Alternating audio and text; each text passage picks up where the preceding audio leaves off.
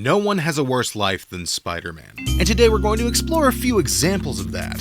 So buckle up, you nearly 100,000 friends, as we go over some of our favorite messed up moments in Spider-Man comics.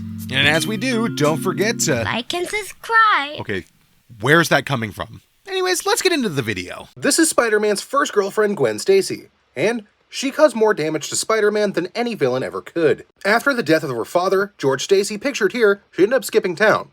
In fact, she skipped the country and went to Paris. While she was there, she ran into somebody who we all recognize. That would be Norman Osborn, otherwise known as the Green Goblin. They end up hooking up. It is much, much worse than that, because not only did they kiss, they, went all the way, if you catch my drift. And how did Spider-Man find out? Oh, of course, easy. You see these two people here who just beat the crap out of Spider-Man? That's Gwen and Norman's kids. Due to the Goblin's altered genetics, they grew incredibly quickly, and Norman brainwashed them into thinking that Spider-Man was their dad, and he killed their mom. Well, that last part's technically true. And the worst part is, MJ knew all along. Didn't say anything before. I'm sure all of us out here are very familiar with Spider-Man. His most recent solo film made almost $2 billion. But did you know in 1984, Marvel, along with the National Committee for the Prevention of Child Abuse, got together and made a one-shot where we meet this smug piece of crap. His name is Skip. You will hate him. In this one-shot, Skip gives a child Peter Parker some adult material. He then goes on to physically abuse Peter, if you know what I mean.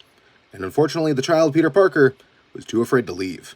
This is insanely dark, considering Spider-Man is one of the most popular characters for children. But unfortunately, it goes to show that not even superheroes are safe from abuse. This is Kraven the Hunter, and you might recognize him from the upcoming movie, Kraven the Hunter, or Kraven the Animal Rights Activist, but that's a story for another time. Kraven is one of the biggest hunters in the Marvel Universe, and he's basically hunted every large sport there is. Except for now, he's after Spider-Man. And in this arc titled Kraven's Last Hunt, he gets the ultimate victory. Kraven beats the crap out of Spider-Man, buries him alive, he ends up taking Spider-Man's black suit, becoming Spider-Man temporarily, tracks down a cannibal that Spider-Man needed Captain America's help to fight, and solos him. Then once Peter's finally free from being buried alive, he tracks Kraven down, and Kraven doesn't put up a fight, because he knows he already won. With nothing else to prove and nothing else to live for, he takes himself out. Yeah, I don't think that the Kraven movie's gonna end this way. Part 21. In 2003, Mark Millar wrote a comic series for Marvel called Trouble, in which we get a good look at the young life of Aunt May, otherwise known as May Riley. We also meet May's friend, Mary, pictured here. And the comic shows the budding relationship between these two and the Parker brothers, Ben and Richard. However, this is where things start to take a turn, because you see, May had no problem going all the way, if you know what I mean. However, Mary did. So, what could be done about this? You know, since they're seeing brothers. Well, there's only one option, of course. Aunt May hooks up with both of them!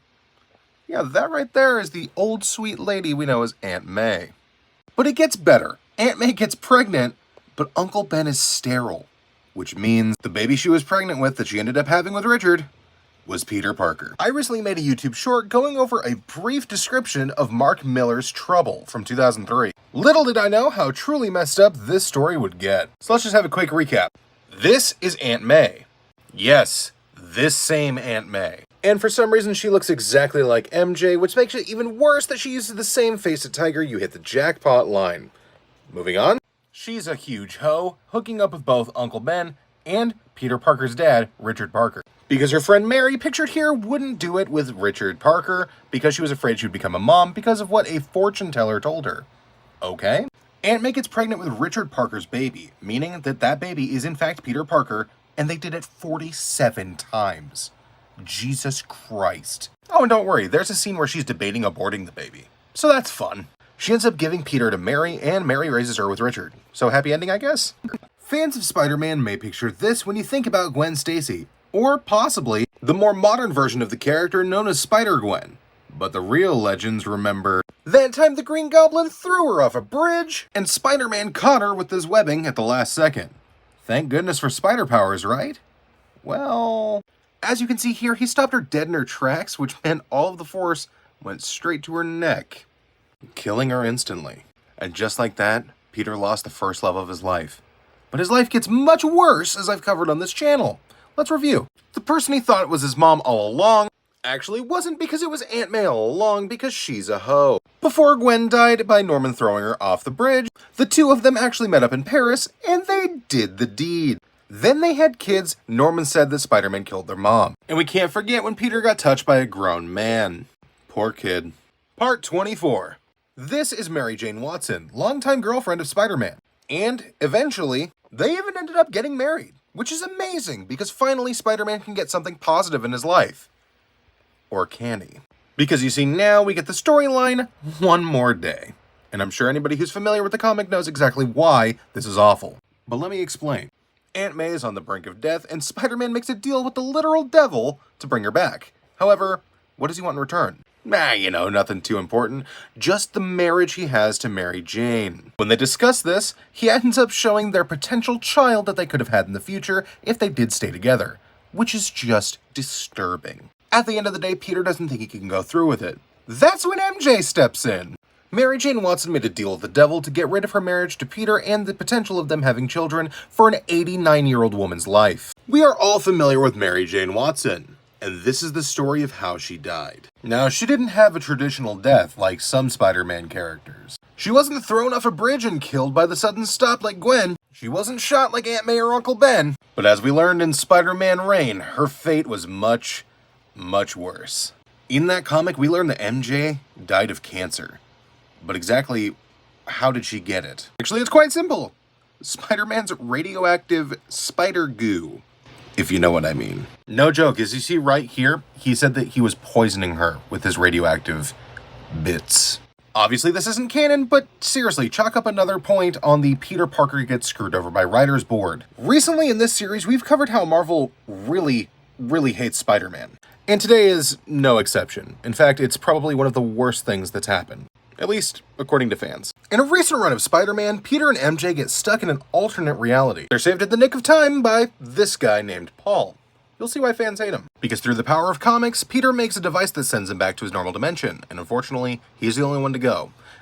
But then we find out, time flows at a different rate from their home dimension, and while Peter's gone, MJ ends up forming an entire relationship with Paul, completely abandoning any hope that Peter would come back. Seriously, they even have adopted kids together. Oh, and they both get absolutely shredded. Oh yeah, and apparently Paul straight up punches Peter in the face at one point, but don't worry, it's completely justified apparently. But don't worry, friends, the kids get erased from existence, and it looks like Peter snapped and is doing a reverse Gwen Stacy.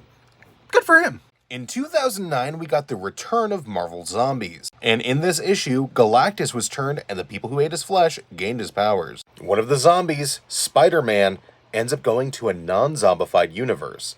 And terrible things happen. The Sinister Six attack, and before the normal non-zombified Spider-Man can intervene, Zombie Spider-Man makes his move. To the horror of the other members, he takes out Kraven, rips out Mysterio's brain, and eventually takes out the rest of the Sinister Six.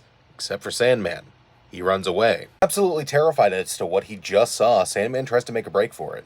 And that's when he runs into the normal Spider-Man. Spider-Man tries to plead his case, but Sandman's not having it, and starts beating the crap out of him, before forcibly going down Spider-Man's throat, filling him up like a balloon, and popping him. Good lord, why do the writers hate Spider-Man so much? Recently, I made a YouTube short talking all about Paul and MJ's relationship. However, there was something I left out, and it involves Peter. At one point, Peter's talking with Felicia Hardy, the Black Cat, and that's when he drops the line. Peter straight up says that he thinks of MJ more like a sister. Excuse me? Hold on there, friends. I just want to make sure we're talking about the same Peter and MJ. So Peter thinks of this as sisterly behavior. And he obviously thinks this is okay for siblings to do as well. Are you completely sure about that? Just to really hammer this home, he married somebody who he thinks of as a sister? Messed up moments in comics that made us go, Hey yo, what the fuck? Part 46. This is the Superior Spider-Man, and although he may look like Peter Parker, there is a deep dark secret there. In Spider-Man issue number 700, it was revealed that Peter Parker and Dr. Otto Octavius switched bodies. After Doc Ock gained control of Peter's body, he ended up encountering Scorpion. During the fight, Superior Spider-Man ended up knocking Scorpion's jaw clean off, making Doc Ock realize, oh my god, he's been holding back all along. But the really messed up part is the fact that Doc Ock's body that Peter's mind is now trapped in was dying. During Peter's final moments, their consciousness starts to meld. And Otto gets to live all of Peter's memories, but with Otto in there in his place. With all of this happening, Otto is able to tell Peter, Otto's old body, that he understands with great power comes great responsibility. And with that, the Peter that we knew was gone. Messed Up Moments in Comics, Part 49. I'm sure we're all familiar with the Ultimate Spider-Man, but Peter wasn't always himself. In between issues 66 and 67 of Ultimate Spider-Man, Peter actually switches places with the man himself, Wolverine. And it's a lot creepier than you'd think. So Logan wouldn't stop hitting on Jean Grey, so she did the logical step, what anyone would do, and sent his brain to Spider-Man's body. She didn't intentionally send him to Spider-Man's body, it was just the place that he would least want to go. And Wolverine does what every 200-year-old man trapped in a 15-year-old's body would do, and tries to hook up with his girlfriend. I mean, for the love of God, just look at that face. That should tell you everything you need to know. Thankfully, Jean switches them back, and Spider-Man rightfully is pissed, as you can tell by his copious amounts of cursing. And he does meet back up with MJ and says that he's sorry that he wasn't himself, which, I mean, is accurate. She dropped the bomb that they did try to hook up. This whole story made us all go, Hey, yo, what the f? This is a one-shot known as Darkhold Spider-Man, and it might be one of the most messed up versions of the character. But why?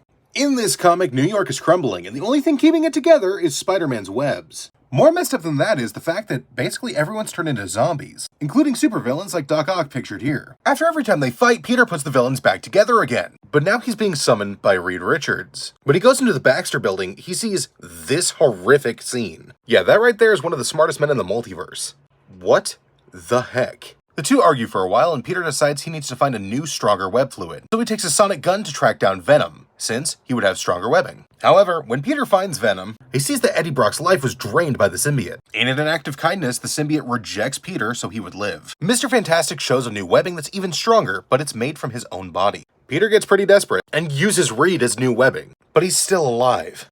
Part 75. This is Police Captain Jean DeWolf, and this is how she lost her life. Jean was a close personal friend of Spider-Man. I know, big surprise, but just hang on. The story starts with her fellow officers finding her already passed on in her apartment. Peter is racked with guilt trying to find out who did this. Was it Doc Ock? Mysterio? Green Goblin? No, actually. And that's the messed up part. Because it turns out it wasn't a supervillain. It was a new character called Sin Eater. No powers, no gimmicks, just a crazed lunatic with a firearm. Spidey works with this man, Detective Stan Carter, to track down Sin Eater. Peter ends up crossing paths with Daredevil after a misconception, and Sin Eater even tries to take him out, but he was actually going for a judge that Matt Murdock was close friends with. At one point, Sin Eater even tries to go after Betty Brant. That's when we find out that all along, Sin Eater was actually Stan Carter himself, and he ended up taking out a superior officer. But it wasn't a supervillain, just a guy. Hey, yo, what the f?